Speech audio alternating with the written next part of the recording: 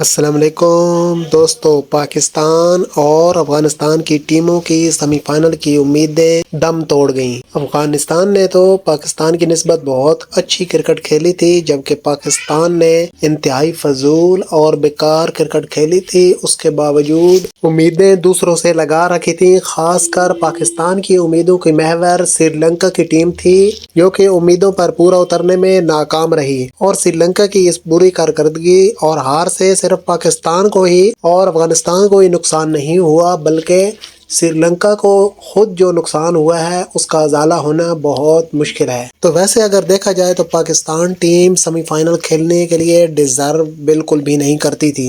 لیکن ایسے پاکستانی ہم پھر بھی امید سے تھے اور پاکستان ٹیم کی بری کارکردگی کے باوجود اسے سپورٹ کر رہے تھے۔ لیکن آج اگر مگر کا کھیل ختم ہوا تو سری لنکا کی جیت سے پاکستان کی سیمی فائنل میں جانے کی جو امید تھی، آج وہ مکمل طور پر دم توڑ گئی ہے، اور سری لنکا کی ٹیم کیوی بالرز کا مقابلہ کرنے میں بالکل ناکام رہی ہے اور صرف